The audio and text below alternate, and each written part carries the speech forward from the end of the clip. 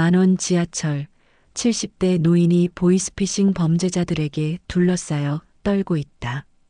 100명이 넘는 승객들, 아무도 입을 열지 못한다. 그때 맨 끝자리에서 후드티 남자가 천천히 책을 덮는다. 잠깐만요. 낮고 차가운 목소리가 지하철을 가른다. 오늘 영상 보시기 전에 무료 구독과 좋아요 꼭 눌러주세요. 어떤 일을 하면서 듣고 계신지 댓글로 달아주세요. 오늘의 이야기 시작합니다. 2025년 3월 12일 화요일 오전 8시 15분. 서울 지하철 9호선 급행열차는 여느 때처럼 출근길 승객들로 가득 차 있었다. 사람들은 서로의 어깨를 스치며 간신히 손잡이를 붙잡고 있었고 휴대폰을 들여다보거나 눈을 감고 졸고 있었다. 에어컨 바람과 함께 퍼지는 커피 향, 향수 냄새, 그리고 땀 냄새가 뒤섞여 전형적인 출근 시간의 지하철 분위기를 만들어냈다. 3호차 중앙 출입문 근처에 70대 후반으로 보이는 노인 한 분이 떨리는 손으로 휴대폰을 귀에 대고 있었다. 회색 낡은 점퍼를 입은 노인의 얼굴은 창백했고 이마에는 식은 땀이 맺혀 있었다. 네, 알겠습니다. 지금 바로 내려서 은행 가겠습니다. 노인의 목소리가 떨렸다. 제 통장에 있는 돈이 전부 사라진다고요? 정말입니까? 노인 옆에 서 있던 30대 여성 정수아는 흘깃 그를 쳐다봤다. 뭔가 이상했다. 노인의 표정이 너무 불안해 보였고 전화 내용도 수상했다. 보이스피싱 아닌가? 하지만 그녀는 고개를 돌렸다. 내가 나섰다가 괜히 오해받으면 어쩌지. 바로 그때였다. 정장을 차려입은 30대 남자 둘이 노인에게 다가왔다. 한 명은 키가 크고 각진 얼굴이었고 다른 한 명은 살짝 통통한 체구에 금태 안경을 쓰고 있었다. 둘 다 깔끔한 정장에 서류 가방을 들고 있어서 얼핏 보면 평범한 직장인처럼 보였다. 할아버지. 금태 안경을 쓴 남자가 노인의 어깨를 가볍게 쳤다. 저희 금융감독원에서 나온 직원입니다. 방금 전화 받으신 거 맞죠? 노인이 놀라며 그들을 쳐다봤다. 네. 그런데 금융감독원에서 왜? 할아버지 계좌가 해킹당했어요. 지금 당장 현금 인출하셔서 저희한테 맡기셔야 합니다. 키 큰 남자가 위협적인 목소리로 말했다. 안 그러시면 1천만 원 전부 날아가요. 하지만 제가 돈이 그렇게 많지 않은데. 노인의 손이 더욱 심하게 떨렸다. 빨리 결정하세요. 다음 역에서 내리셔야 합니다. 금태 안경 남자가 노인의 팔을 잡았다. 시간 없어요. 주변 승객들이 힐끗힐끗 쳐다봤다. 이상한 상황이라는 걸 모두가 느꼈다. 하지만 아무도 입을 열지 않았다. 한 20대 남학생은 이어폰 볼륨을 높였다. 40대 아저씨는 휴대폰을 더 가까이 당겨 뉴스를 읽는 척했다. 50대 아주머니는 가방을 꽉 껴안으며 고개를 돌렸다. 정수아는 입술을 깨물었다. 누가 좀 말려야 하는 거 아닌가? 하지만 그녀 역시 발을 뗄 수가 없었다. 나 혼자 나섰다가 괜히 봉변당하면 어떡하지? 저 사람들 진짜 금융감독원 직원일 수도 있잖아. 할아버지, 마지막으로 말씀드립니다. 지금 안 내리시면 책임 못 집니다. 키 큰 남자의 목소리가 날카로워졌다. 노인이 겁먹은 표정으로 고개를 끄덕이려는 순간이었다. 잠깐만요. 낮고 차분한 목소리가 들렸다. 모든 시선이 한 곳으로 쏠렸다. 3호차 맨 끝 구석자리에 앉아있던 남자가 천천히 일어나고 있었다. 검은색 후드티에 청바지를 입은 키 큰 남자. 손에는 두꺼운 책 한 권을 들고 있었다. 강민준이었다. 민준은 책을 조심스럽게 가방에 넣으며 노인 쪽으로 걸어왔다. 그의 걸음걸이는 여유로웠지만 눈빛만큼은 날카로웠다.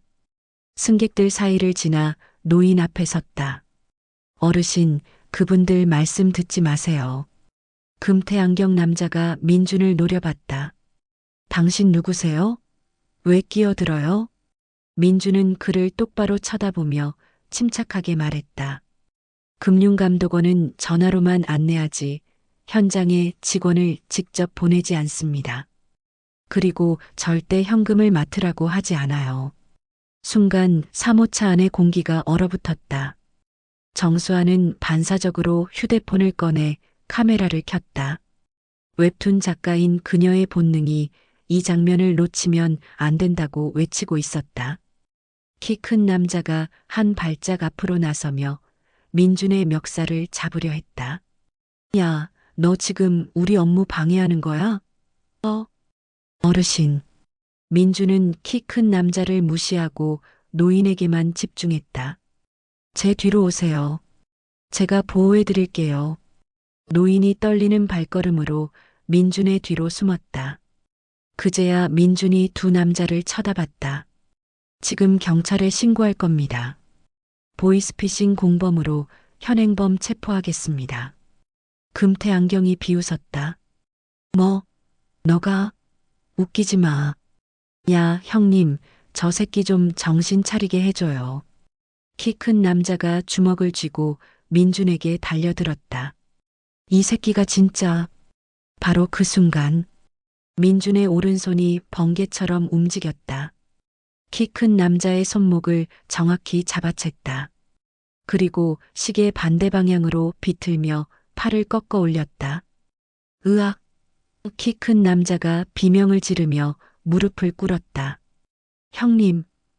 금태 안경이 뒤에서 민준의 목을 조르려 달려들었다. 민준은 고개도 돌리지 않았다. 왼쪽 팔꿈치를 뒤로 재빠르게 날려 금태 안경의 명치를 정확히 가격했다. 으윽! 금태 안경이 숨이 막혀 바닥에 쓰러졌다. 5초?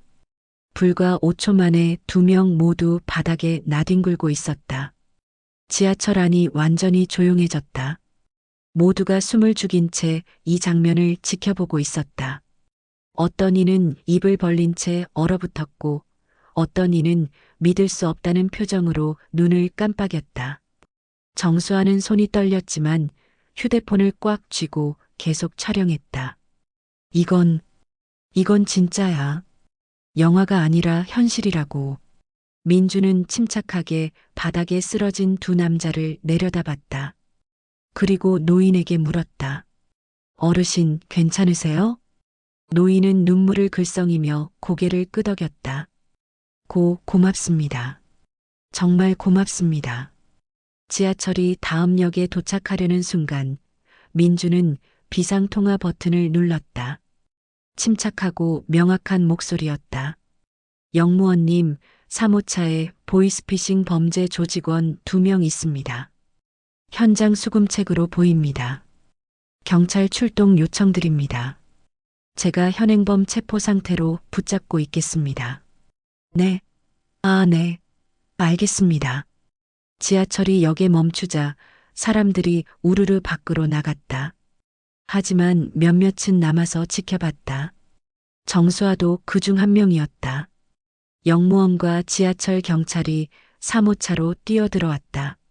민주는 상황을 설명했고 바닥에 쓰러진 두 남자는 수갑이 채워졌다. 이 새끼, 너 죽었어. 너 죽었다고. 키 큰 남자가 끌려가며 민준을 노려봤다. 민준은 아무 반응도 하지 않았다. 다만 노인을 경찰에게 안내하며 말했다. 이 어르신이 피해자이십니다. 보이스피싱 신고도 함께 접수 부탁드립니다. 경찰이 노인을 안전하게 모시고 나가려 하자 노인이 민준의 손을 꽉 잡았다. 은인이시여. 제 이름은 박종철입니다. 꼭 다시 찾아뵙겠습니다. 노인의 눈에서 눈물이 주르륵 흘렀다. 민주는 부드럽게 미소 지었다. 괜찮으세요? 다른 분들도 그랬을 거예요. 제가 먼저 나선 것뿐입니다. 경찰이 민준에게 연락처를 받았다. 목격자 진술이 필요할 수 있습니다. 연락드리겠습니다. 알겠습니다. 지하철이 다시 출발하기 전 승객들 사이에서 박수가 터져 나오기 시작했다. 처음엔 한두 명이었지만 곧 사모차 전체가 박수로 가득 찼다. 짝짝짝짝. 멋있어요. 대단하세요. 고맙습니다. 민주는 쑥스러워하며 고개를 숙였다. 그리고 다음 역에서 조용히 내렸다. 정수아는 그의 뒷모습을 휴대폰으로 계속 찍었다. 민준이 에스컬레이터를 타고 올라가는 순간 그의 후드티 목 부분이 살짝 벗겨졌다. 카메라 줌을 당겨보니 금속 체인이 보였다. 그리고 그 끝에 매달린 무언가. 인식표처럼 보이는 금속판에 뭔가 새겨져 있었다. 정수아는 화면을 캡처했다. 흐릿하지만 숫자가 보였다. 707. 그녀의 눈이 커졌다. 대한민국 특수부대 707 특수임무대. 대테러 작전을 전담하는 최정예 부대. 설마. 정수아는 민준이 내린 역을 확인했다. 홍대 입구역. 그녀는 서둘러 다음 역에서 내려 다시 반대편 지하철을 탔다. 저 사람. 보통 사람이 절대 아니야. 그 움직임, 그 침착함. 그리고 저 인식표. 홍대 거리를 헤매던 정수아는 한 골목에서 작은 서점을 발견했다. 간판에는 이렇게 써 있었다. 페이지 턴. 유리창 너머로 민준이 보였다. 후드티를 벗고 에이프런을 두르고 책을 정리하고 있었다. 마치 평범한 서점 주인처럼. 정수아는 휴대폰을 꺼내 영상을 다시 재생했다. 3분 27초짜리 영상. 처음부터 끝까지 모든 것이 선명하게 담겨 있었다. 이 영상, 세상 사람들이 봐야 해. 그녀는 집으로 돌아가는 지하철 안에서 영상 편집을 시작했다. 제목을 고민하다가 이렇게 정했다. 9호선에서 보이스피싱 현장 수금책을 6초 만에 제압한 시민의 정체. 업로드 버튼에 손가락을 올렸다. 잠시 망설였다. 동의도 없이 올리는 게 맞나? 하지만 곧 결심했다. 아니야. 이런 사람이 있다는 걸 세상이 알아야 해. 진짜 영웅은 조용히 우리 곁에 살고 있다는 걸. 클릭. 영상이 올라갔다. 그리고 12시간 후 조회수는 50만을 돌파했다. 민준의 평화로운 일상은 그렇게 끝나가고 있었다. 정수아는 집에 도착하자마자 노트북 앞에 앉았다. 시계를 보니 밤 11시 30분. 하지만 잠은 오지 않았다. 아니, 잘 수가 없었다. 휴대폰에 담긴 영상을 컴퓨터로 옮기고 편집 프로그램을 켰다. 손가락이 떨렸다. 10년 동안 웹툰을 그려왔지만 이렇게 떨린 적은 처음이었다. 영상을 처음부터 다시 재생했다. 보이스피싱 범죄자들이 노인을 협박하는 장면. 아무도 나서지 못하는 승객들의 모습. 그리고 조용히 일어나는 민준의 뒷모습. 잠깐만요. 그 한마디에 모든 게 바뀌었다. 정수아는 민준의 얼굴이 가장 잘 나온 부분을 찾았다. 침착하지만 단호한 표정. 그리고 그 눈빛. 두려움이 없었다. 아니, 두려움을 넘어선 사람의 눈빛이었다. 범죄자의 손목을 꺾는 장면을 슬로우 모션으로 편집했다. 0.25배속으로 보니 더욱 놀라웠다. 한치의 망설임도 불필요한 동작도 없었다. 정확하고 빠르고 효율적이었다. 이건 훈련받은 사람의 움직임이야.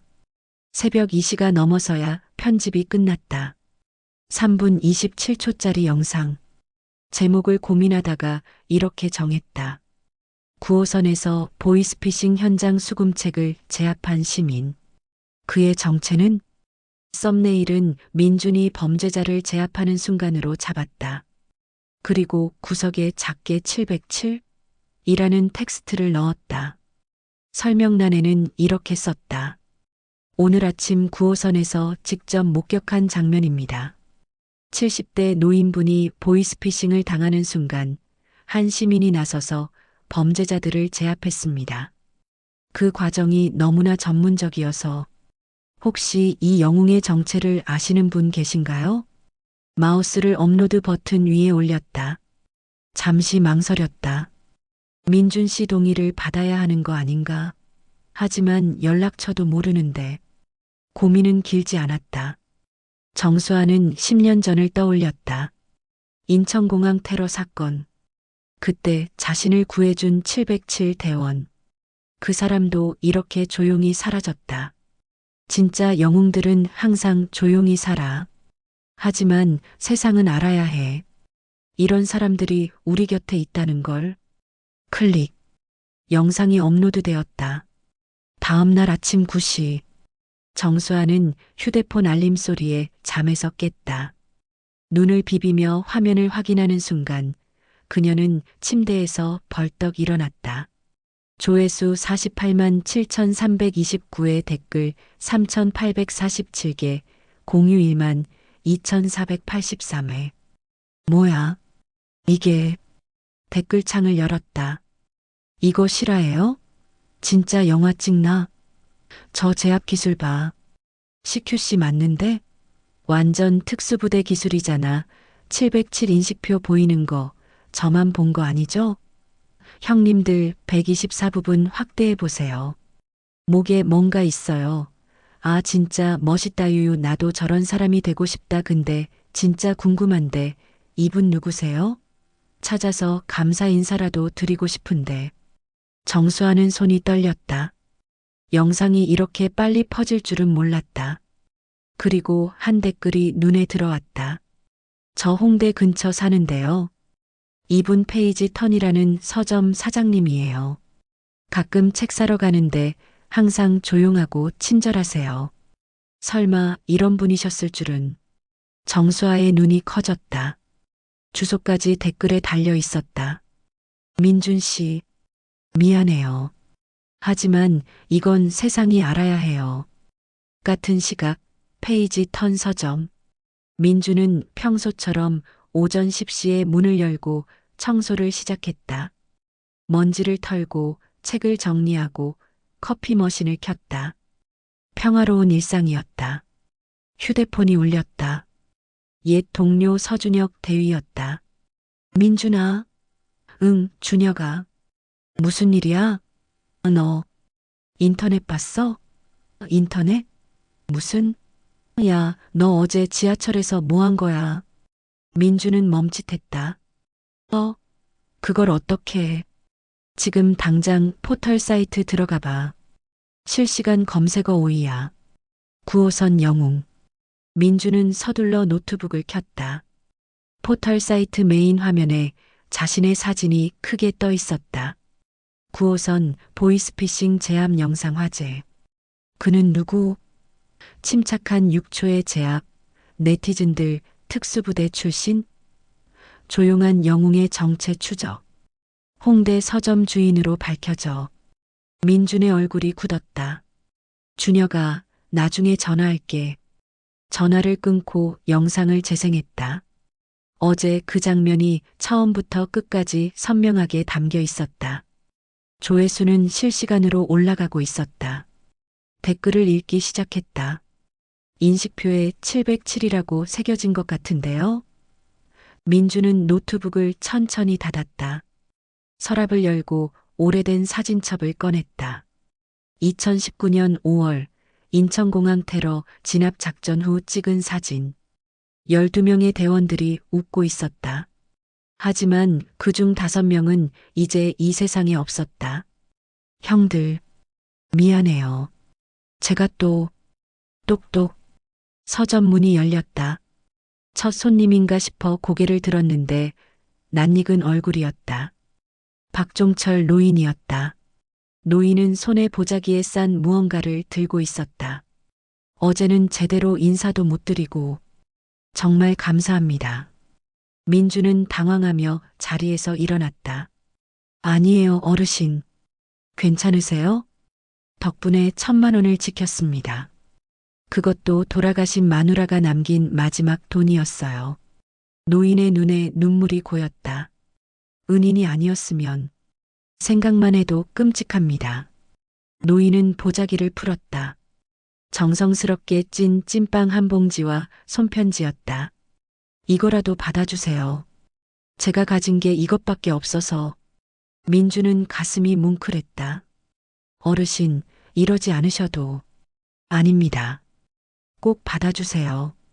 두 사람은 서점 안 작은 테이블에 앉아 차를 마셨다. 노인은 자신의 이야기를 들려주었다. 아내를 잃고 혼자 사는 이야기. 전화 한 통에 모든 걸 잃을 뻔했던 이야기. 은인, 성함이 어떻게 되십니까? 강민준입니다. 민준 씨, 제가 평생 잊지 못할 겁니다. 노인이 떠나고 30분쯤 지났을까? 서점 문이 다시 열렸다. 그때 한 여성이 조심스럽게 들어왔다. 정수아였다. 민주는 그녀를 한눈에 알아봤다. 어제 지하철에서 본 얼굴, 그리고 영상을 촬영한 사람. 두 사람의 눈이 마주쳤다. 정수아는 미안한 표정으로 고개를 숙였다. 죄송합니다. 동의 없이 영상을 올려서. 민주는 한숨을 쉬었다. 화를 내고 싶었지만 그럴 수 없었다. 그녀의 눈빛을 보니 아기가 없다는 걸 알 수 있었다. 밖에 나가서 얘기할까요? 두 사람은 서점 근처 조용한 카페로 갔다. 마주 앉아 커피를 주문하고 잠시 침묵이 흘렀다. 정말 죄송해요. 정수아가 먼저 입을 열었다.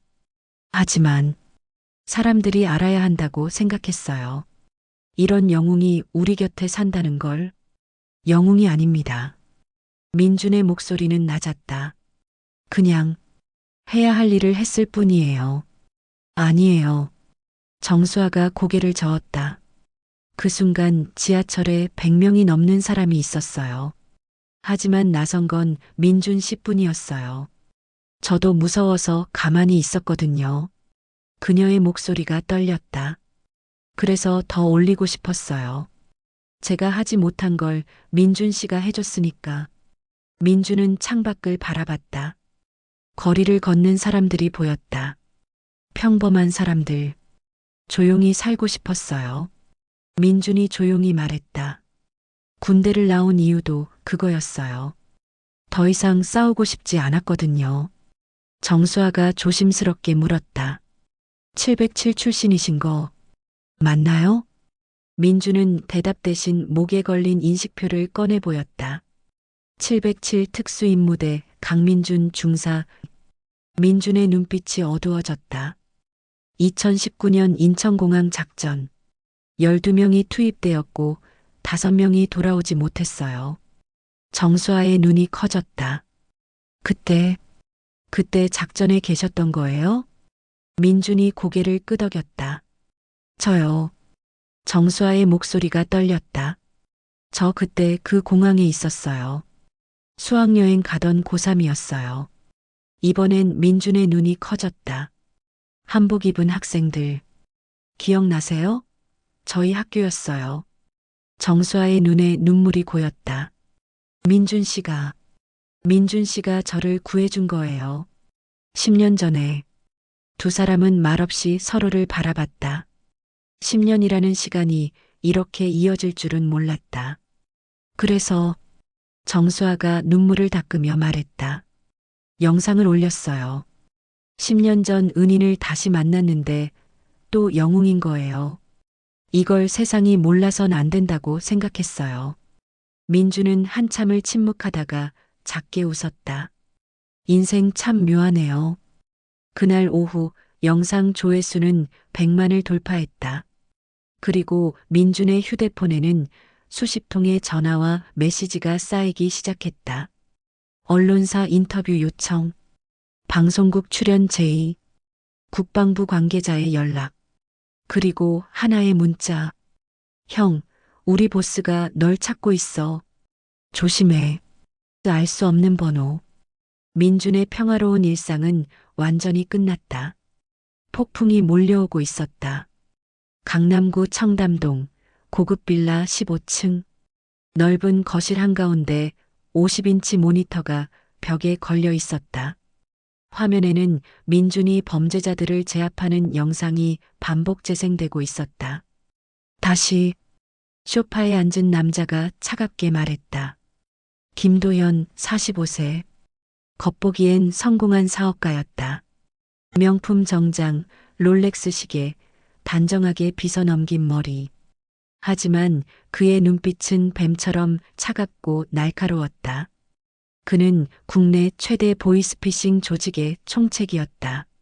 수백 명의 조직원을 거느리고 매달 수십억 원을 벌어들이는 범죄 제국의 정점. 영상이 다시 재생되었다. 민준이 자신의 부하들을 6초 만에 제압하는 장면. 이 새끼가. 도연의 턱에 힘이 들어갔다. 옆에 서 있던 부하 정태수가 조심스럽게 입을 열었다. 보스님, 형석이랑 만호가 구속됐습니다. 경찰에서 여죄를 추궁하고 있다고. 닥쳐. 도연이 리모컨을 집어던졌다. 리모컨이 벽에 부딪혀 산산조각 났다. 우리 조직이 3년 동안 경찰 눈을 피해서 운영해 온 거 알지? 단 한 번도 현장에서 잡힌 적 없어. 그런데 이 새끼 하나 때문에. 도연이 자리에서 벌떡 일어났다. 창문으로 다가가 야경을 내려다봤다. 조회수가 얼마야? 150만 돌파했습니다. 지금도 계속 올라가고 있고요. 이 새끼 때문에 우리 조직 이미지가 바닥에 떨어졌어. 다른 팀들이 뭐라고 하는지 알아? 태수가 고개를 숙였다. 도연이 주먹으로 유리창을 쳤다. 내가 이 바닥에서 15년 동안 쌓아온 게 하루아침에 무너지고 있다고. 죄송합니다, 보스님. 도연이 천천히 돌아섰다. 그의 눈에 살기가 어렸다. 저 새끼 신상 다 털어. 집, 가족, 친구, 다니는 곳, 전부 다. 이미 파악했습니다. 강민준, 33세. 홍대 근처 페이지 턴 서점 운영. 전직 707특수 임무대 출신으로 추정됩니다. 도연의 미간이 찌푸려졌다. 특수부대? 네. 영상 보시면 목에 인식표가 보입니다. 인터넷에서 난리예요. 2019년 인천공항 테러 진압 작전에 참여했을 가능성이 높다고. 그래서 저렇게 쉽게 제압한 거야. 잠시 침묵이 흘렀다.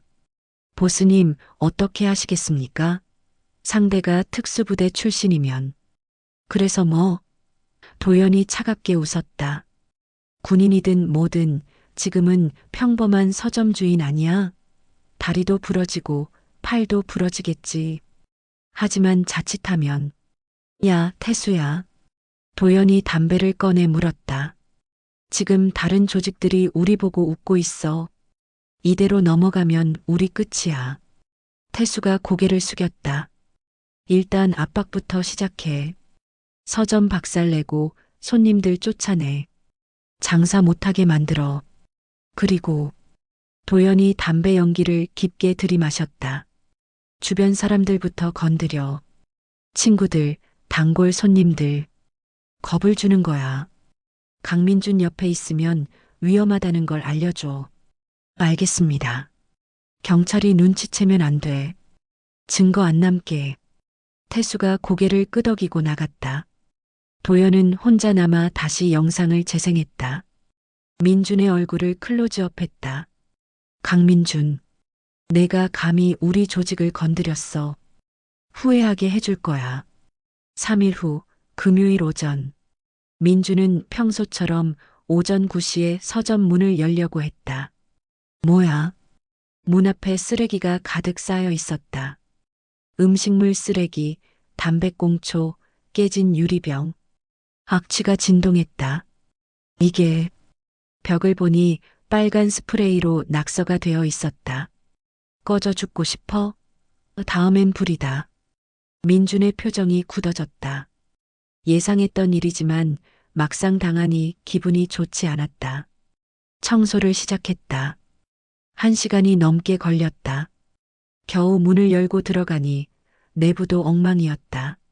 책들이 바닥에 찢어져 있었고 유리창이 깨져 있었다. 카운터 위에는 죽은 쥐 한 마리가 놓여 있었다. 민주는 주먹을 꽉 쥐었다가 천천히 풀었다. 화를 내봤자 소용없었다.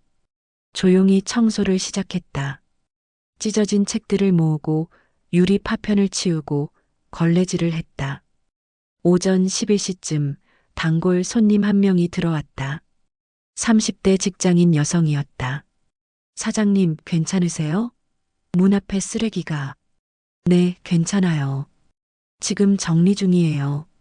여성이 주변을 둘러봤다. 불안한 표정이었다. 혹시 영상 때문에 이런 거예요?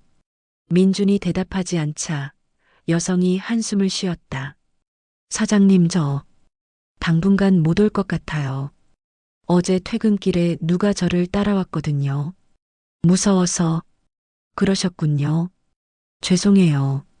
사장님은 좋은 분이신데. 근데 저도 무서워서. 여성이 서둘러 나갔다.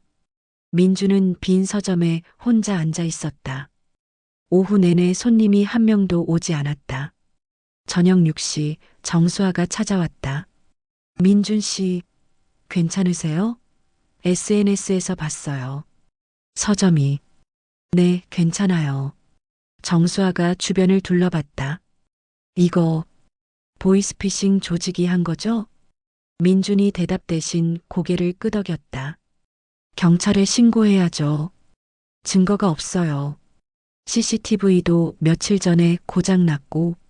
고장? 그것도 저들이. 민준이 자리에서 일어났다. 창밖을 바라봤다. 건너편 골목에 검은색 승합차가 서 있었다. 어제부터 계속 같은 자리에 있었다. 감시하고 있어요. 민준이 조용히 말했다. 정수아가 긴장한 표정으로 물었다. 그럼 어떻게 할 거예요? 모르겠어요. 일단은 버텨야죠. 버티기만 하면 되는 거예요? 저들이 계속 공격할 텐데. 민준이 정수아를 쳐다봤다. 수아 씨도 조심하세요. 혹시 누가 따라오거나 이상한 전화 오면 바로 경찰에 신고하고. 네, 왜 저까지? 영상 올린 사람이 수아 씨라는 거 저들도 알 거예요. 정수아의 얼굴이 창백해졌다. 그날 밤 11시. 민주는 서점 정리를 마치고 집으로 향했다. 걸어서 15분 거리였다. 어두운 골목길. 가로등 불빛이 희미했다. 민주는 걸으면서 계속 뒤를 돌아봤다. 누군가 따라오는 기척은 없었다. 하지만 불안한 기분은 지워지지 않았다. 원룸에 도착해 문을 열고 들어갔다. 작은 방 하나, 화장실, 주방. 필요한 것만 있는 공간이었다. 불을 켜려는 순간 휴대폰이 울렸다. 모르는 번호였다. 여보세요? 강민준? 낮고 차가운 남자 목소리였다. 누구세요? 내가 우리 조직에 큰 피해를 줬더라. 형석이랑 만호 기억나지? 민준의 얼굴이 굳어졌다. 지하철에서 제압한 두 사람. 덕분에 우리 이미지가 바닥에 떨어졌어. 조회수가 얼마야? 200만? 300만? 무슨 말을 하고 싶으신 거죠? 간단해. 목소리에 웃음이 섞였다. 조용히 살고 싶으면 조용히 살아. 경찰한테 더 이상 협조하지 마. 그리고 언론 인터뷰 같은 거 절대 받지 마. 그럴 수 없죠. 아, 그래? 목소리가 차갑게 변했다. 그럼 내 주변 사람들이 다칠 거야. 서점 단골 손님들, 옆집 할머니, 동네 슈퍼 아저씨, 내가 아는 모든 사람들. 민준의 주먹에 힘이 들어갔다. 특히 그 여자, 정수아였나? 영상 올린 여자. 꽤 예쁘던데? 감히. 민준의 목소리가 낮아졌다. 오, 무섭네. 특수부대 출신이라며? 근데 민준아, 지금은 평범한 서점 주인이잖아. 너 혼자서 우리 조직 전체를 상대할 수 있어? 3일 줄게. 3일 안에 경찰한테 가서 진술 철회해. 제가 착각했습니다. 범인이 아니었습니다. 이렇게 말하라고. 안 그러면 전화가 끊겼다. 민주는 휴대폰을 꽉 쥐었다. 손이 떨렸다. 분노 때문이 아니었다. 두려움 때문이었다. 주변 사람들, 박종철 노인, 정수아, 단골 손님들, 자신 때문에 무고한 사람들이 다칠 수 있다는 생각에 가슴이 무거워졌다. 창문으로 다가가 밖을 내려다봤다. 골목 입구에 검은색 승합차가 서 있었다. 민주는 서랍을 열었다. 오래된 사진첩과 함께 707 인식표가 있었다. 손에 쥐었다. 차갑고 무거운 금속의 감촉. 형들, 저 어떻게 해야 할까요? 하지만 대답은 없었다. 휴대폰이 다시 울렸다. 이번에는 정수아였다. 민준 씨, 방금 집 앞에 누가 있었어요. 문 두드리는 소리 들려서 봤더니 아무도 없었는데 문 앞에 사진이 놓여 있었어요. 사진? 제 사진이요. 오늘 낮에 찍힌 것 같은데. 무서워요. 민준의 얼굴이 창백해졌다. 지금 당장 문 잠그고 경찰에 신고하세요. 제가 지금 갈게요. 네네. 전화를 끊고 민주는 재킷을 집어 입었다. 문을 나서려는 순간 복도에 누군가 서 있었다. 마스크를 쓴 남자 둘. 한 명이 쇠파이프를 들고 있었다. 강민준? 민주는 대답하지 않았다. 그저 문을 천천히 닫으며 거리를 벌렸다. 보스님이 인사하래. 이번엔 경고야. 다음엔 진짜 다친다. 쇠파이프를 든 남자가 앞으로 다가왔다. 민준의 눈빛이 차갑게 변했다. 3년 동안 봉인했던 707의 본능이 깨어나기 시작했다. 마지막 경고합니다. 지금 돌아가세요. 남자들이 비웃었다. 뭐, 경고. 야, 이 새끼 아직도. 민준이 움직였다. 복도의 전쟁이 시작되었다. 복도는 좁았다. 양쪽에 원룸문들이 줄지어 있고 형광등 불빛이 희미하게 깔려 있었다. 쇠파이프를 든 남자가 먼저 휘둘렀다. 휙. 민주는 고개를 살짝 숙여 피했다. 쇠파이프가 그의 머리 위를 스쳐 지나가며 벽에 부딪혔다. 쾅! 이 새끼가. 두 번째 남자가 뒤에서 달려들었다. 민준의 목을 조르려는 시도였다. 민준은 뒤를 돌아보지도 않았다. 왼팔을 뒤로 뻗어 남자의 손목을 잡았다. 그리고 힘껏 당기며 몸을 숙였다.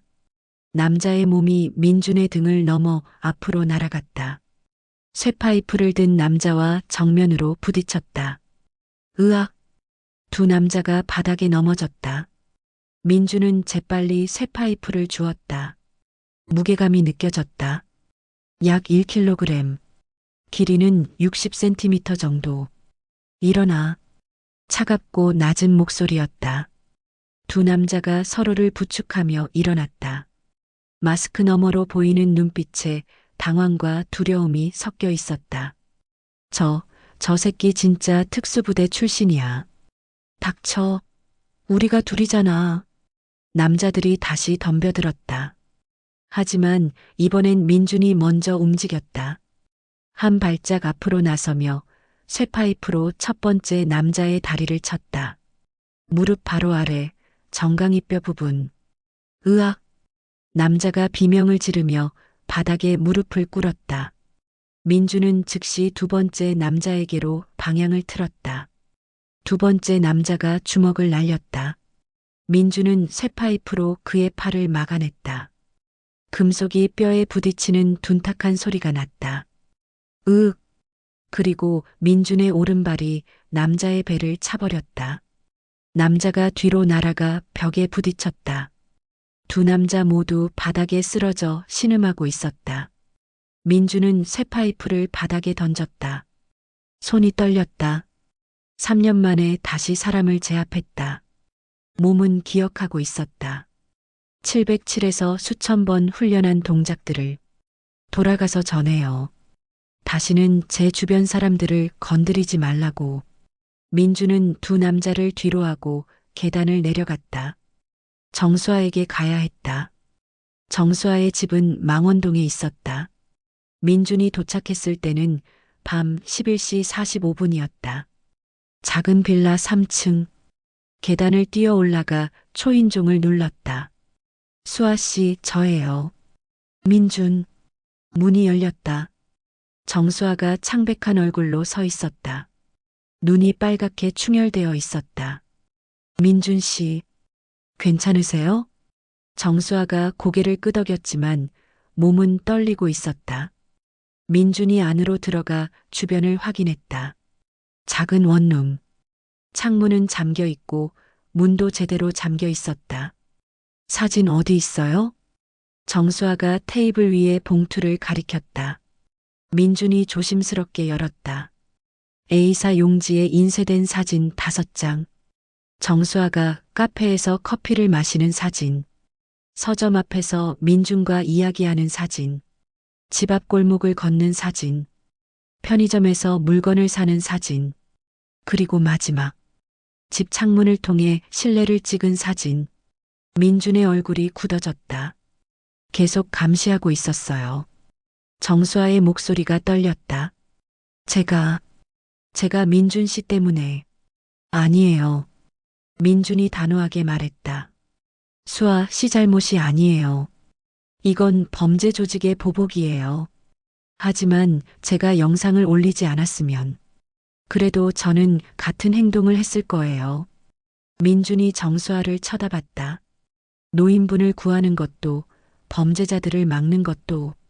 정수아가 눈물을 닦았다. 지금 당장 경찰에 신고해야죠. 이미 했어요. 근데 정수아가 휴대폰을 꺼냈다. 경찰이 사진만으로는 신고 접수가 어렵대요. 직접적인 협박이나 폭행이 없으면. 민준이 한숨을 쉬었다. 예상했던 답이었다. 오늘 밤은 여기 있으면 안 돼요. 친구 집이나 호텔로 가세요. 네. 근데 민준 씨는? 전 괜찮아요. 저들의 목표는 저니까. 바로 그때 창문 밖에서 소리가 들렸다. 유리창에 뭔가 부딪히는 소리. 탁! 두 사람이 동시에 창문을 쳐다봤다. 돌멩이가 바닥에 떨어져 있었다. 민준이 재빨리 불을 껐다. 그리고 창문 옆으로 몸을 숨기며 밖을 내다봤다. 골목에 검은 승합차가 서 있었다. 차 안에서 3명의 남자가 내렸다. 모두 모자를 깊게 눌러쓰고 있었다. 수아 씨, 지금 당장 짐 싸세요. 최소한만. 네네. 정수아가 떨리는 손으로 가방에 지갑과 휴대폰을 넣었다. 민주는 문을 조심스럽게 열고 복도를 확인했다. 아직 아무도 올라오지 않았다. 제 뒤에 붙어서 걸으세요. 절대 떨어지지 말고. 두 사람은 조용히 계단을 내려갔다. 2층, 1층. 출구가 보였다. 그런데 출구 앞에 남자 한 명이 서 있었다. 민준이 정수아를 뒤로 숨기며 남자와 마주 섰다. 비켜주세요. 어디 가려고? 남자가 비웃었다. 보스님이 인사하고 싶대. 마지막으로 말합니다. 비켜주세요. 남자가 주머니에서 뭔가를 꺼냈다. 작은 칼이었다. 안 비켜. 민준의 눈빛이 차갑게 변했다. 칼을 든 남자가 먼저 움직였다. 칼을 휘두르며 민준의 배를 찌르려 했다. 민준은 한 발 뒤로 물러나며 남자의 손목을 잡았다. 그리고 관절을 꺾어버렸다. 으악! 칼이 바닥에 떨어졌다.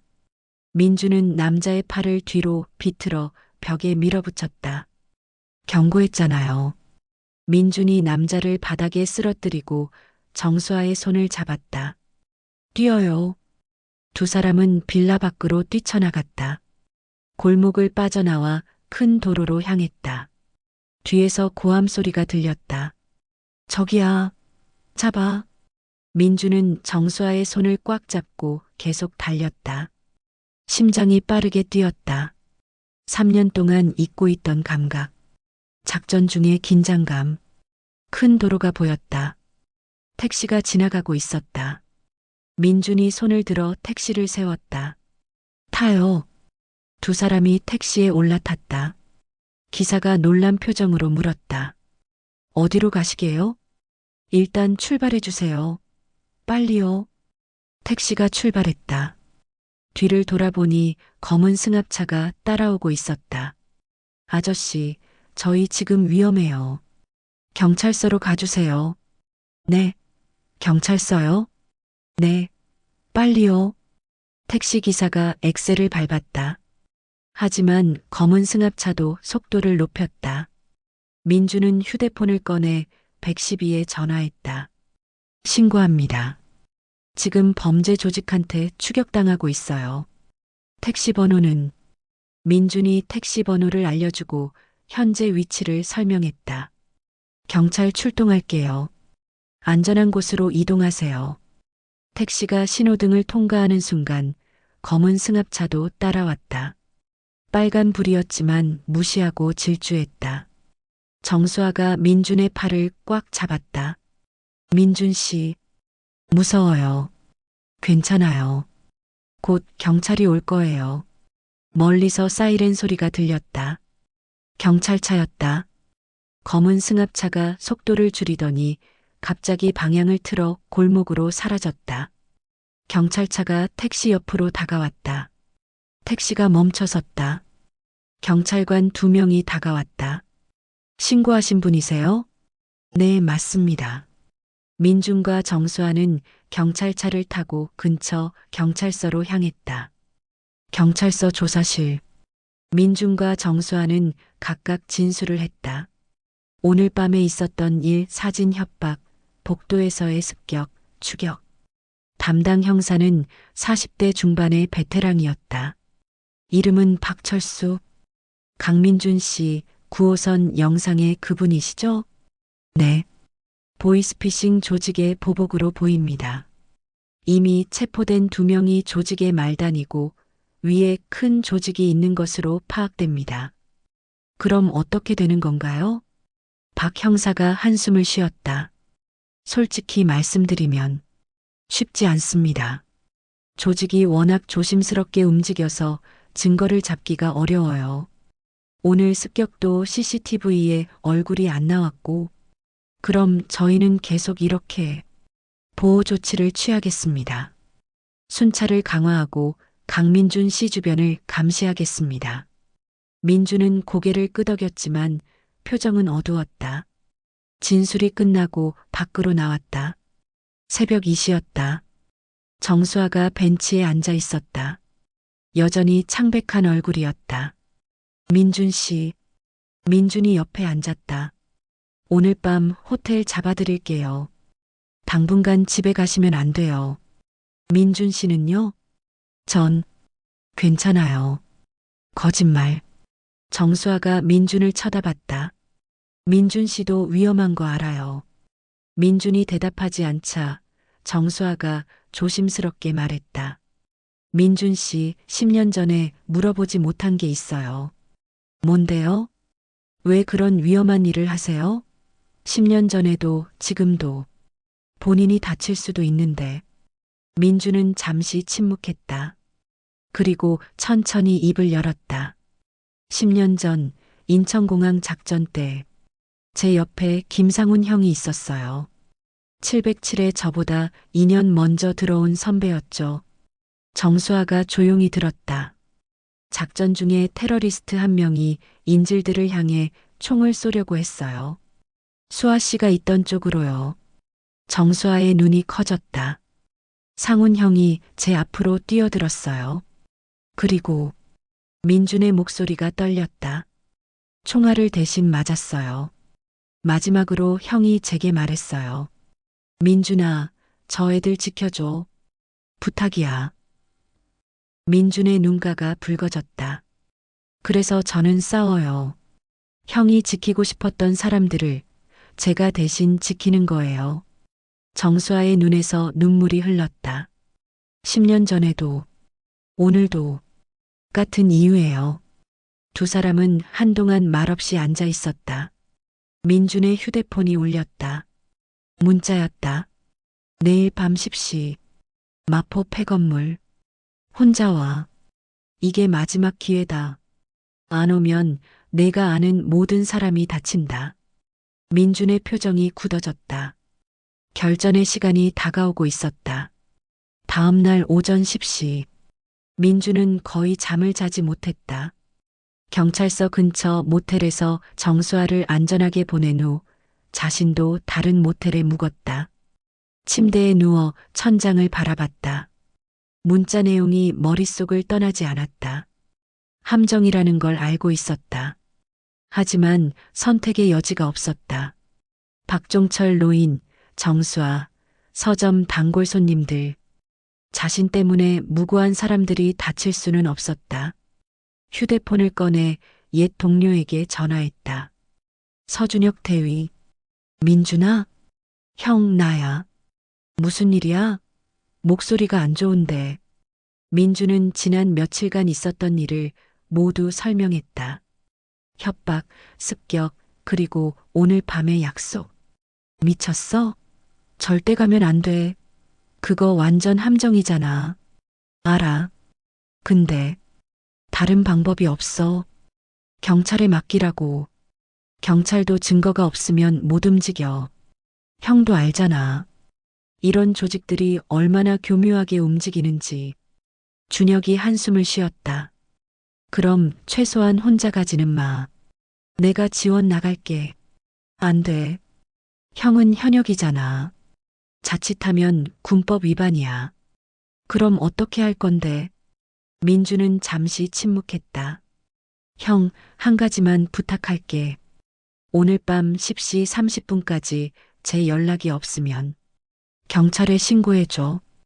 위치는 마포구 상암동 폐건물. 옛날 섬유공장 자리. 민준아. 그리고 이거 하나만 더. 혹시 제게 무슨 일 생기면 정수아 씨 좀 부탁해. 연락처 문자로 보낼게. 아, 무슨 유언 같은 소리 하지 마. 유언 아니야. 그냥 만약을 위해서. 전화를 끊고 민주는 서랍을 열었다. 707 인식표가 있었다.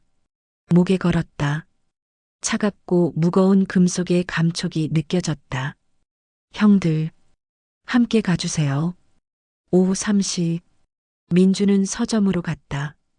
문은 여전히 닫혀 있었고 정리되지 않은 흔적들이 남아 있었다. 조용히 안으로 들어가 책장 사이를 걸었다. 이곳에서 보낸 3년이 주마등처럼 스쳐 지나갔다.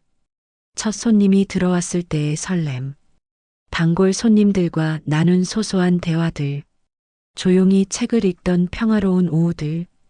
다시 돌아올 수 있을까? 책상 서랍을 열었다. 오래된 편지 한 장이 있었다. 김상훈 형이 마지막으로 남긴 편지였다. 민준아, 이 편지를 읽고 있다면 나는 아마 곁에 없겠지. 미안하다. 형이 먼저 가서 707에 들어올 때 우리가 맹세했던 거 기억나? 나라를 지키고 국민을 지키고 동료를 지킨다. 민준아, 너는 그 맹세를 지킬 거야. 나보다 더 강하고 나보다 더 용감한 너니까. 두려워도 괜찮아. 떨려도 괜찮아. 그래도 앞으로 나아가는 게 진짜 용기야. 형은 믿는다. 너는 훌륭한 전사가 될 거야. 아니, 이미 훌륭한 전사야. 민준의 눈에서 눈물이 떨어졌다. 형, 저 지금 무서워요. 하지만 가야 해요. 편지를 다시 서랍에 넣고 일어섰다. 오후 7시. 민주는 정수아가 묵고 있는 호텔로 갔다. 커피숍에서 만났다. 민준 씨, 안색이 안 좋아요. 괜찮아요. 그냥 잠을 못 자서. 정수아는 민준을 빤히 쳐다봤다. 그리고 조심스럽게 물었다. 오늘 밤 가시는 거죠? 민준이 놀라며 그녀를 쳐다봤다. 어떻게? 눈빛 보면 알아요. 작별 인사하러 온 거죠? 민준은 대답하지 않았다. 안 돼요. 정수아가 민준의 손을 잡았다. 가지 마세요. 경찰에 맡기세요. 경찰로는 안 돼요. 저들은 증거를 남기지 않아요. 계속 주변 사람들을 괴롭힐 거예요. 그래도 민준 씨가 다치면 어떡해요? 안 다쳐요. 민준이 억지로 미소 지었다. 707 출신인 거 잊었어요? 그래도 민준이 정수아의 손을 꽉 쥐었다. 수아 씨, 10년 전에 형이 목숨 걸고 지킨 사람들 중 하나가 수아 씨예요. 제가 수아 씨를 지켜야죠. 정수아의 눈에서 눈물이 흘렀다. 돌아오세요. 꼭 약속할게요. 밤 9시 45분. 마포구 상암동. 폐섬유 공장 앞. 민주는 검은 후드티에 청바지를 입고 건물 앞에 서 있었다. 5층짜리 낡은 건물. 창문은 대부분 깨져 있었고 벽에는 낙서가 가득했다. 깊은 숨을 들이마셨다. 심장이 빠르게 뛰었다. 인식표를 만졌다. 차가운 금속이 손에 닿았다. 형들, 함께 가요. 건물 안으로 들어갔다. 1층은 텅 비어 있었다. 오래된 기계들과 먼지만 가득했다. 계단을 올라가기 시작했다. 5층에 도착했다. 넓은 공간이 펼쳐졌다. 천장은 높았고 기둥들이 여기저기 서 있었다. 그리고 중앙에 김도연이 서 있었다.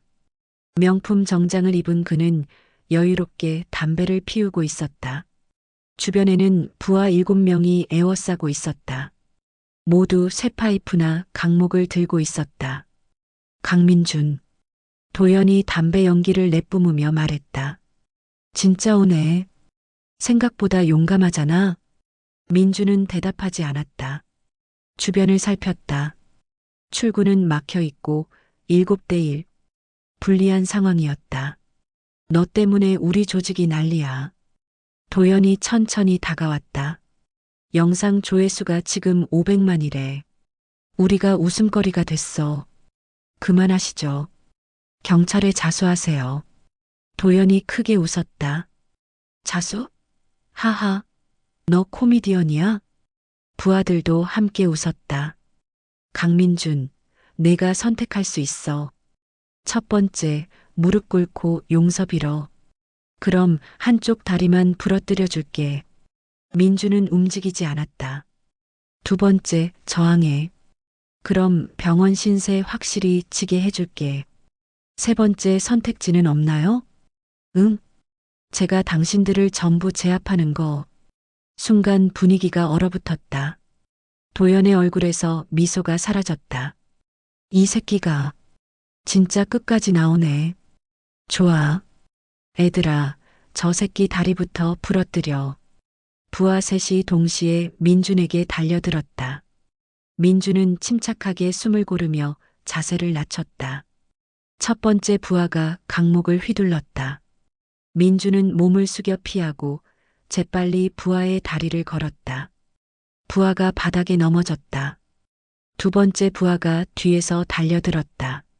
민준은 뒤돌며 팔꿈치로 얼굴을 가격했다. 부하가 비틀거렸다. 세 번째 부하가 쇠파이프를 들고 머리를 내리쳤다. 민준은 양팔로 막아냈다. 민준은 쇠파이프를 잡아채서 비틀었다. 부하가 균형을 잃었다. 민준은 그의 배를 차버렸다. 3명 모두 바닥에 쓰러졌다. 뭐해? 다들 덤벼. 도연이 소리쳤다. 나머지 4명이 일제히 달려들었다. 민준은 기둥 뒤로 몸을 숨겼다. 좁은 공간에서는 상대가 한꺼번에 공격할 수 없었다. 부하 하나가 기둥을 돌아 들어왔다. 민준이 기다리고 있었다. 정확한 주먹이 턱을 강타했다. 민준은 낮게 자세를 낮춰 다리를 쓸었다. 부하가 넘어지며 머리를 바닥에 부딪혔다. 하지만 세 번째, 네 번째가 동시에 들어왔다. 민준은 한 명의 공격은 막았지만 다른 한 명의 강목이 등을 강타했다. 으윽! 등에 날카로운 통증이 퍼졌다. 민준이 비틀거렸다. 부하 하나가 기회를 놓치지 않고 쇠파이프를 휘둘렀다. 민준의 어깨를 맞췄다. 무릎을 꿇었다. 시야가 흐릿해졌다. 그래, 바로 그거야. 도연이 박수를 쳤다. 계속해. 저 새끼 다시 못 일어나게 해. 부하들이 다시 둘러쌌다. 강목과 쇠파이프가 민준을 향해 내려왔다. 바로 그 순간, 삐용삐용삐용, 멀리서 사이렌 소리가 들렸다. 점점 가까워지고 있었다. 경찰이야. 도연의 얼굴이 창백해졌다. 어떻게 알았어? 민준이 고개를 들었다. 입가에 피가 묻어 있었지만 웃고 있었다. 제가 미리 신고했죠. 뭐? 오늘 밤 10시까지 제 연락이 없으면 경찰에 신고하라고 동료한테 부탁했어요. 도연이 이를 갈았다. 이 새끼가. 어서 도망쳐. 부하들이 황급히 계단으로 달려갔다. 도연도 따라가려다 멈췄다. 민준을 쳐다봤다. 강민준, 넌 끝났어. 우리 조직 손길은 어디든 닿아. 내가 경찰 보호를 평생 받을 순 없거든. 상관없어요. 민준이 천천히 일어났다. 온몸이 아팠지만 버텼다. 제가 당신들을 끝낼 거니까. 도연이 비웃으며 계단으로 사라졌다. 민준은 기둥에 기대 앉았다. 팔, 등, 어깨, 다리. 멍이 들고 피가 났다. 계단에서 발소리가 들렸다. 경찰들이 올라오고 있었다. 여기요. 여기 사람 있어요. 박철수 형사가 달려왔다. 민준을 보고 깜짝 놀랐다. 강민준 씨, 괜찮으세요? 네, 살아있어요. 구급차 불렀습니다. 곧 도착할 거예요. 민준은 고개를 끄덕였다. 그리고 물었다. 범인들은요? 1층에서 전부 체포했습니다. 김도연도 잡았어요. 민준이 안도의 한숨을 쉬었다. 끝났구나. 정신이 흐릿해졌다. 눈앞이 어두워졌다. 마지막으로 들은 건 형사의 외침이었다. 강민준 씨, 정신 차리세요. 얼마나 시간이 지났을까. 민준은 천천히 눈을 떴다. 하얀 천장이 보였다. 병원이었다. 깨어나셨어요. 옆에서 정수아가 울먹이며 소리쳤다. 눈이 빨갛게 부어 있었다. 수아 씨, 걱정했잖아요. 정수아가 눈물을 닦았다. 의사 선생님이 다행히 큰 부상은 없대요. 멍이랑 타박상이래요. 민준이 미소 지었다. 다행이네요. 문이 열리며 박철수 형사가 들어왔다. 강민준 씨 깨어나셨군요. 좋은 소식 있습니다. 무슨 소식이요?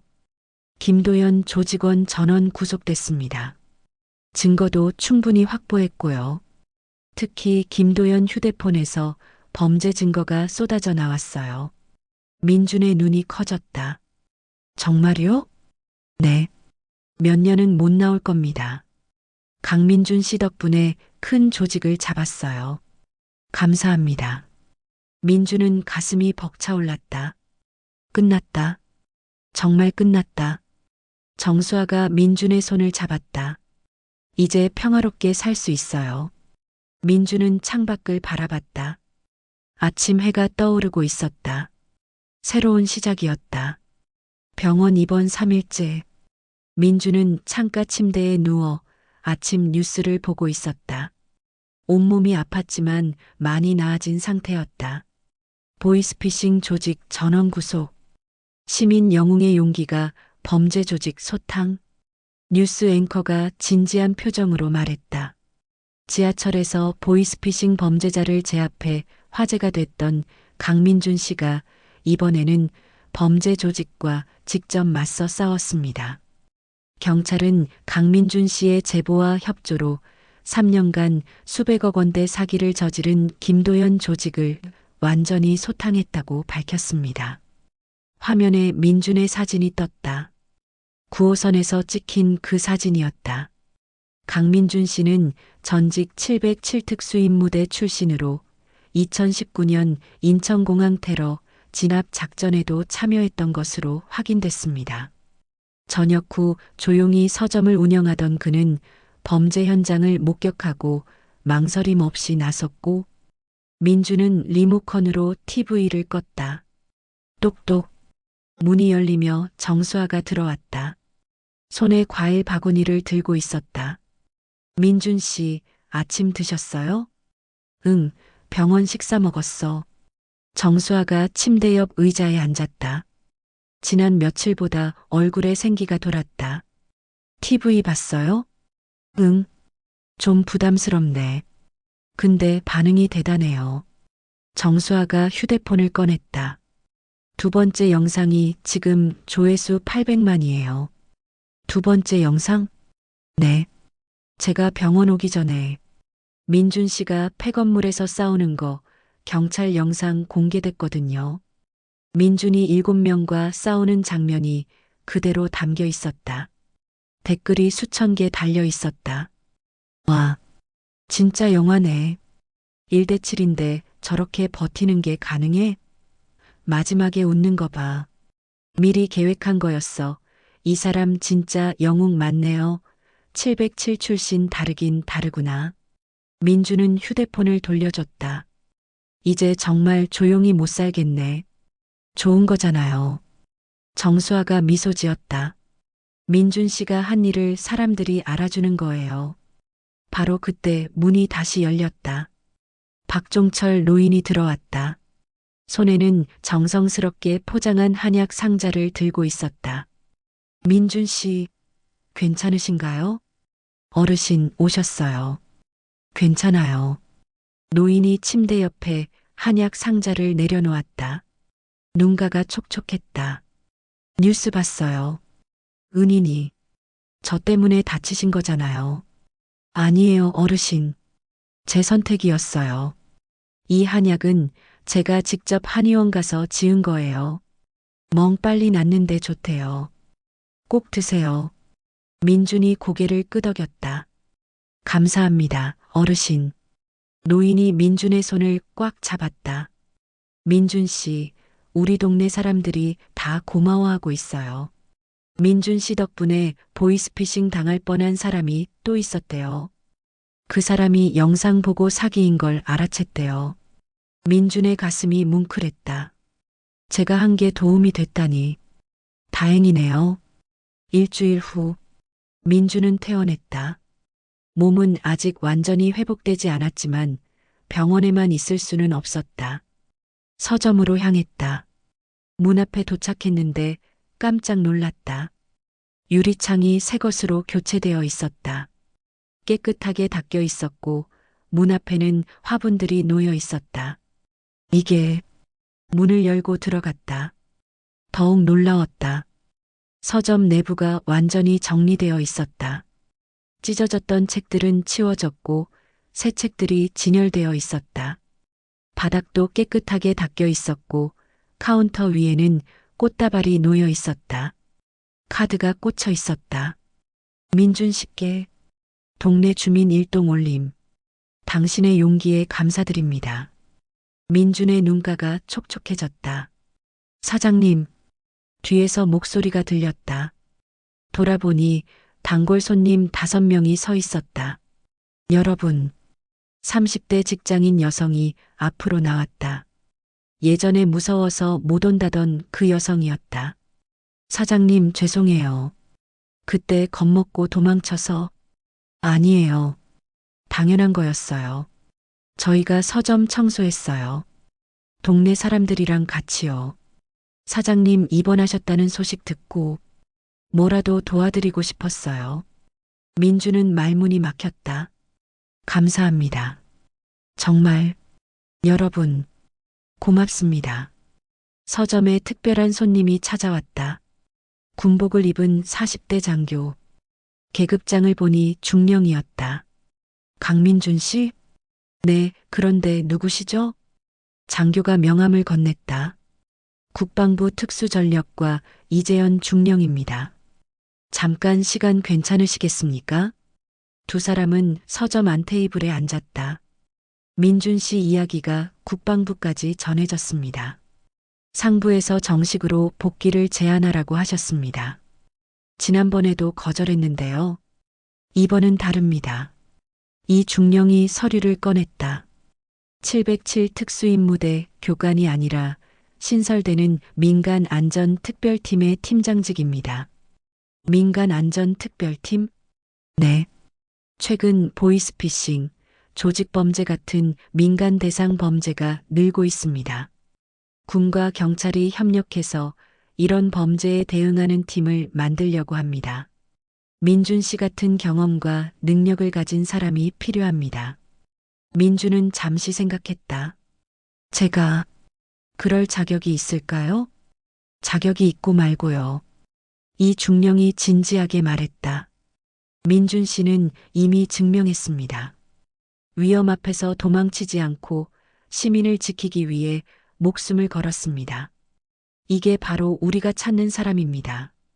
민준은 창밖을 바라봤다. 거리를 걷는 평범한 사람들이 보였다. 생각해 볼 시간을 주시겠어요? 물론입니다. 하지만 너무 오래 고민하지 마세요. 민준 씨를 필요로 하는 곳이 많습니다. 이 중령이 떠나고 민준은 혼자 남았다. 정수아가 서점을 찾아왔다. 손에 치킨 한 마리를 들고 두 사람은 서점 안에서 치킨을 먹으며 이야기를 나눴다. 오늘 국방부에서 사람 왔었어요. 민준이 말했다. 복귀 제안? 네. 근데 이번엔 좀 달라요. 민간안전특별팀이래요. 정수아가 치킨을 먹다 멈췄다. 가실 거예요? 민준은 대답하지 않았다. 정수아가 조심스럽게 말했다. 솔직히 민준 씨는 여기보다 거기가 더 어울려요. 응?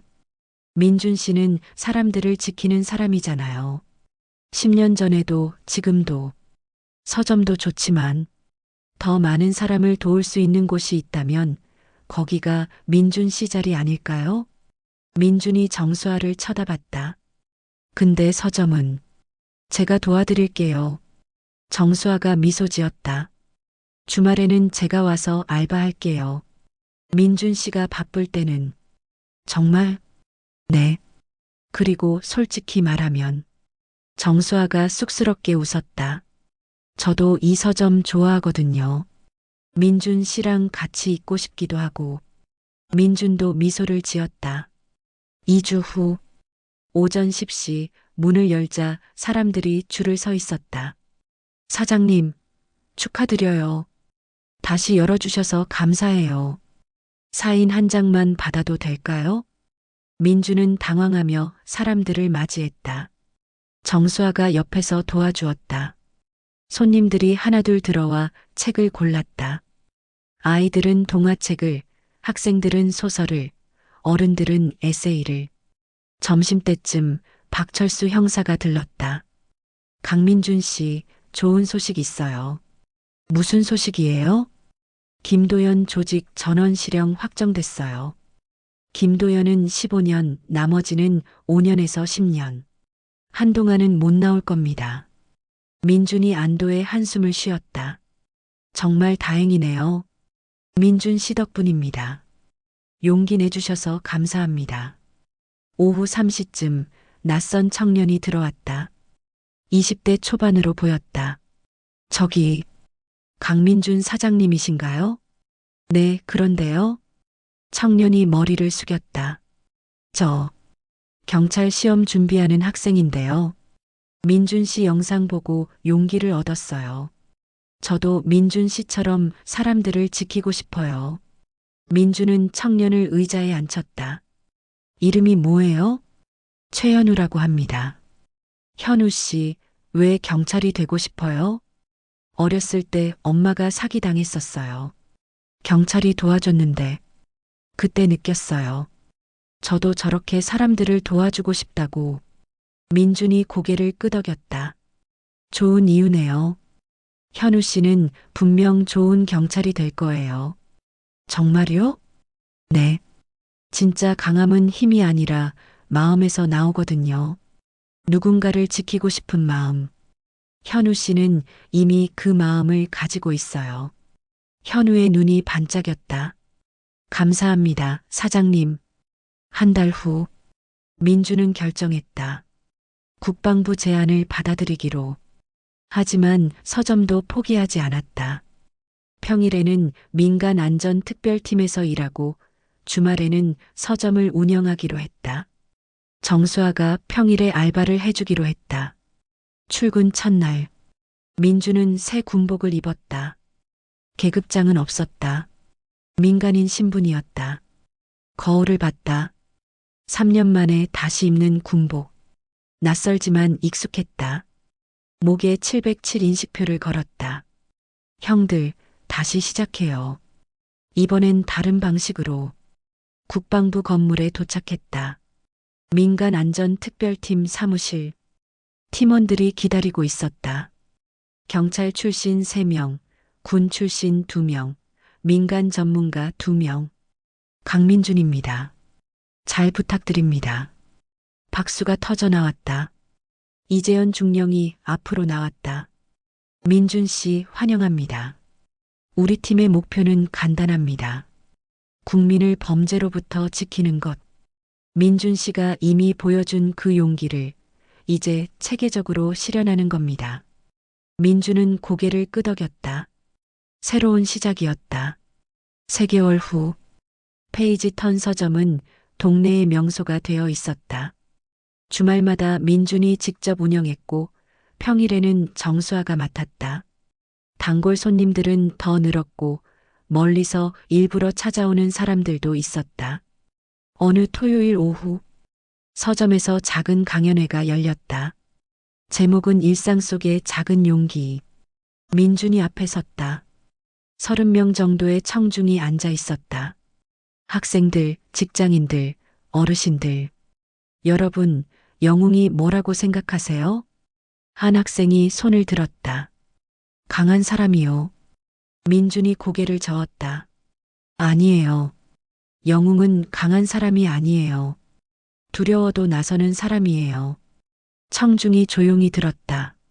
저도 무서웠어요. 지하철에서도, 폐건물에서도. 하지만 누군가는 해야 했어요. 그래서 한 거예요. 그럼 어떻게 용기를 낼 수 있어요? 한 여성이 물었다. 작게 시작하세요. 민준이 미소 지었다. 버스에서 할머니께 자리 양보하기. 길 잃은 아이 도와주기. 괴롭힘 당하는 친구 옆에 서주기. 이것도 다 용기예요. 강연이 끝나고 박종철 노인이 다가왔다. 민준 씨, 저 다음 주에 동사무소 자원봉사 시작해요. 정말요? 어르신, 민준 씨 보고 용기 얻었어요. 저도 남은 인생 의미 있게 살고 싶어서요. 민준은 노인의 손을 꽉 잡았다.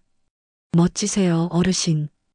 해질녘 손님들이 모두 떠나고 민준과 정수아만 남았다. 창밖으로 석양이 지고 있었다. 민준 씨, 응? 행복해요?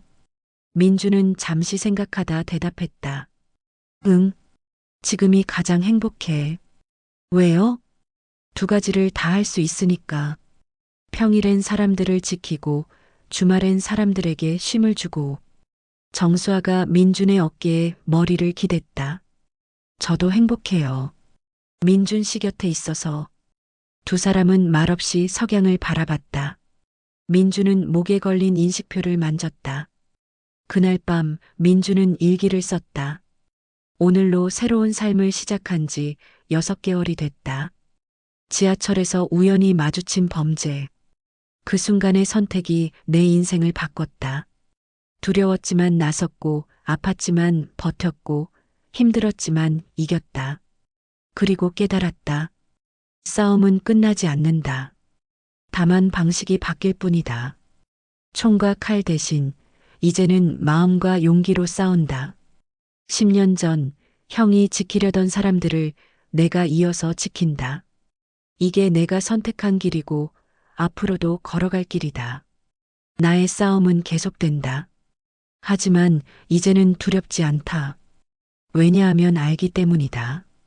세상을 바꾸는 건 거대한 힘이 아니라 올바른 순간에 행동하는 작은 용기라는 것을. 민주는 일기를 덮고 창밖을 바라봤다. 별이 빛나고 있었다. 다음 페이지가 기다리고 있었다. 여러분, 오늘 이야기 어떠셨나요? 여러분의 생각을 댓글에 달아주세요. 그리고 구독과 좋아요, 알림 꼭 부탁드립니다. 더 많은 이야기를 전달드리기 위해 꼭 필요합니다. 여러분의 관심이 저에게 큰 힘이 됩니다.